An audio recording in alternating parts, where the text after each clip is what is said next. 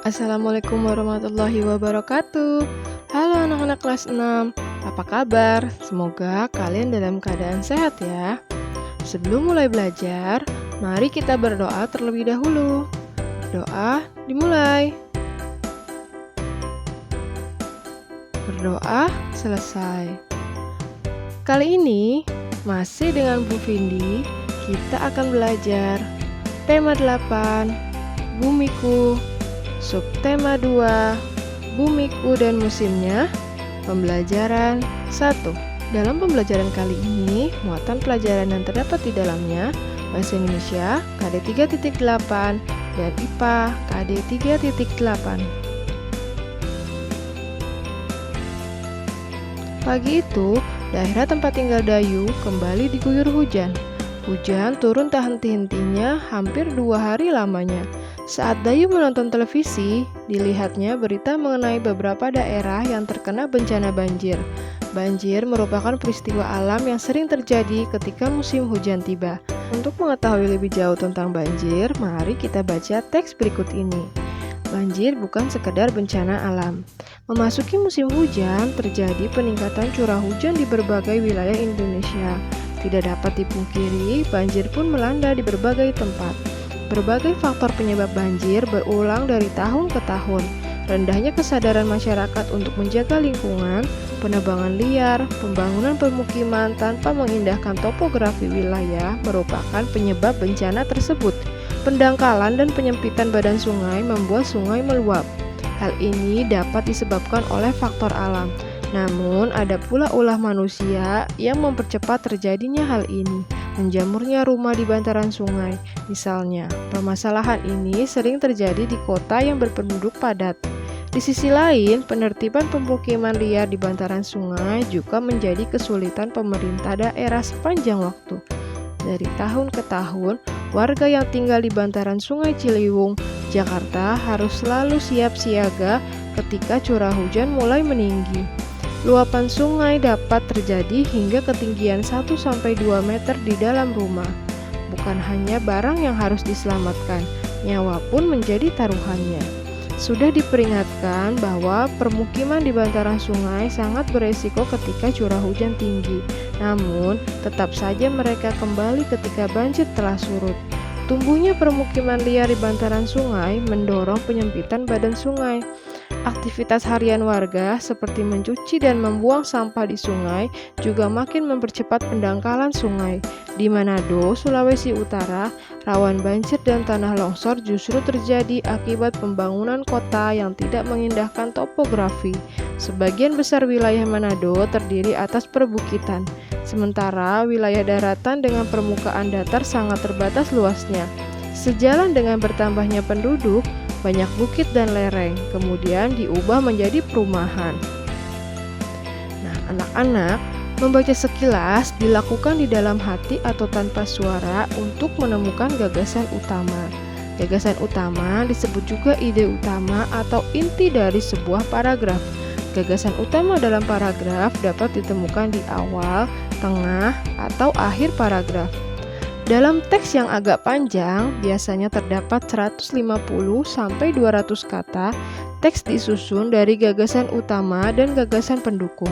Setiap paragraf memiliki satu gagasan utama yang merupakan inti dari pesan yang akan disampaikan.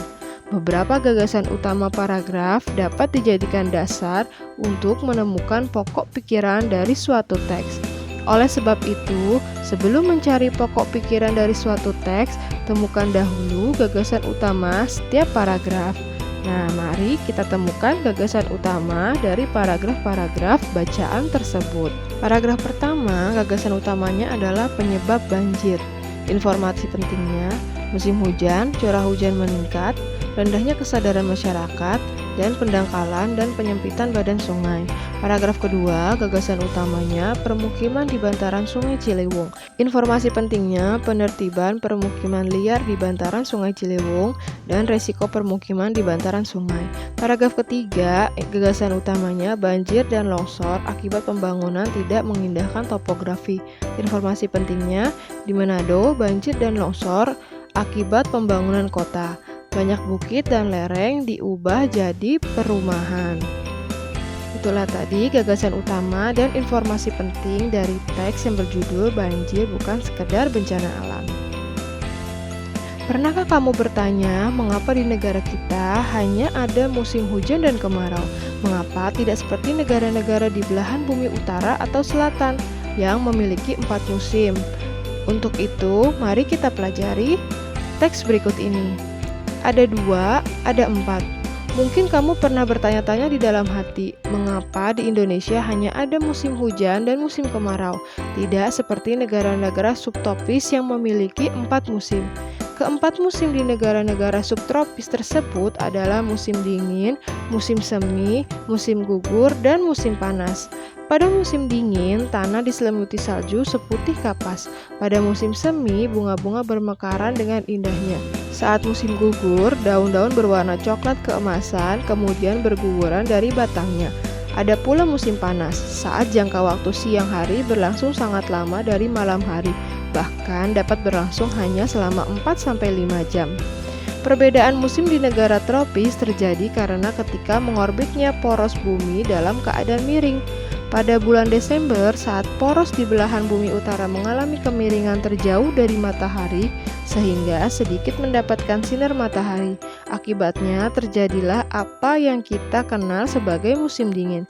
Di sisi belahan bumi selatan, pada waktu bersamaan terjadi musim panas. Sementara itu, di bagian tengah poros bumi, yaitu bagian yang dekat dengan garis ekuator, poros tidak terlalu mengalami kemiringan. Banyaknya sinar matahari cenderung stabil sepanjang tahun. Pada bagian bumi ini, arah dan kecepatan anginlah yang berperan mempengaruhi musim. Angin terjadi karena perbedaan tekanan udara. Baik 2 maupun 4 musim adalah sama-sama karunia Tuhan Yang Maha Esa. Semuanya harus kita syukuri karena menjadikan tempat-tempat di muka bumi ini sempurna dengan ciri khasnya masing-masing. Nah anak-anak, setelah kita baca teks tersebut, ternyata perbedaan musim di muka bumi dipengaruhi juga oleh revolusi bumi.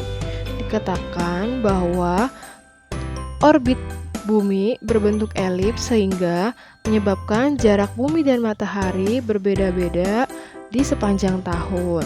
Ketika di bulan Desember, bagian bumi utara berada di titik terjauh dari matahari, sehingga bagian bumi utara sedikit mendapatkan cahaya matahari, sehingga mereka mengalami musim dingin. Sedangkan pada bagian bumi selatan mengalami musim panas.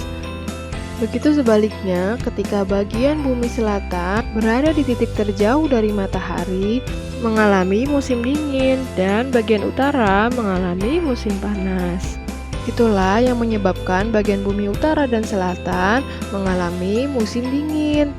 Dan mengapa negara-negara di bagian tengah bumi atau di poros bumi yang bagiannya dekat dengan garis ekuator tidak terlalu mengalami kemiringan dan cenderung mendapatkan sinar matahari yang stabil sepanjang tahun. Maka, musim pada negara-negara ini hanya dipengaruhi oleh arah dan kecepatan angin. Itulah yang menyebabkan bagian bumi utara, selatan, serta bagian di tengah bumi mengalami perbedaan musim.